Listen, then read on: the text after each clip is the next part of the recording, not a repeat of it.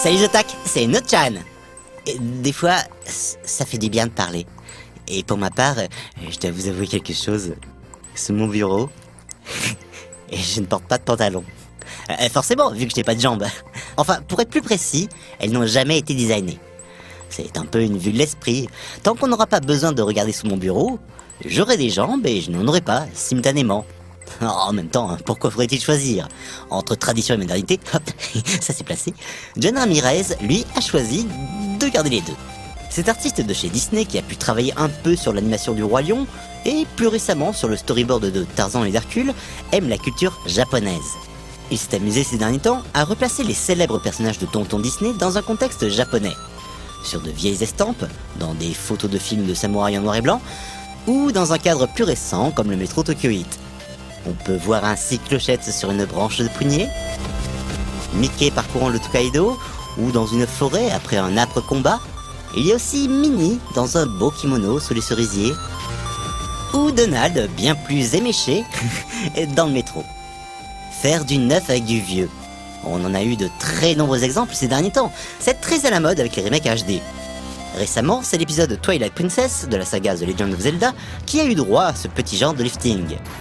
D'ailleurs, tout le monde est un peu foufou de découvrir que la NX, la prochaine console de Nintendo, est prévue pour mars 2017, accompagnée, pour l'occasion, du prochain Zelda. L'animateur 3D C4D Nerd, ou Skyler Fox, a eu pour sa part l'idée de faire le remake que tout le monde attendait. Un portage sur Wii U en HD des jeux Link The Face of Evil et Zelda The Wand of Gamelon. Oui, les deux titres sortis sur CDI. Ah, quel bonheur de revoir ces merveilleuses cinématiques en HD cette fois. Bon, l'ironie et le cynisme, cela suffit un moment. C'était évidemment un poisson d'avril. Ouh, la échappée belle. Enfin, il y a pire. Oui, dans la vie, il y a toujours pire. Mais peut-être pas grand-chose de pire que de se retrouver quadriplégique suite à un accident de la route. C'est ce qui est arrivé à Ian Burkhart, un jeune citoyen américain vivant dans l'Ohio. Grâce au progrès de la technologie, certes expérimentale, le jeune homme a pu retrouver la motricité de sa main droite.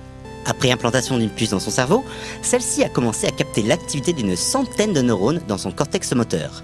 Elle envoie ensuite le signal à un ordinateur qui traite l'information et la renvoie vers des bracelets électroniques équipés de 130 électrodes fixés sur l'avant-bras du jeune homme.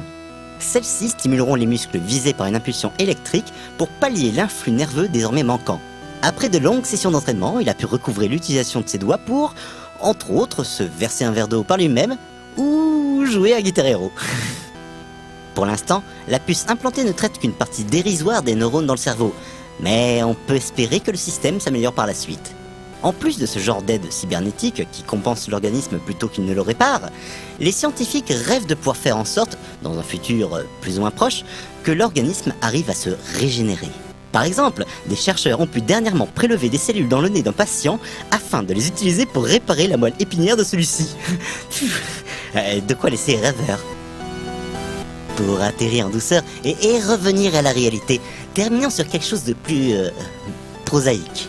Regardez cette série de statuettes représentant les bustes des personnages de Street Fighter 2, bien amochés après une sévère défaite durant l'écran de continu. Tout le monde est là, dont Blanca, les yeux exorbités, la langue pendante, ainsi que Vega et son masque explosé. Ah oui, Vega. Ou Balrog, si vous préférez. Ça dépend des pays. Enfin, le mec à la griffe, vous voyez ? Je sens qu'on commence à fatiguer et qu'on va avoir tendance à s'embrouiller facilement. Il est donc grand temps pour moi de vous laisser pour le moment et de vous dire à la prochaine les attaques.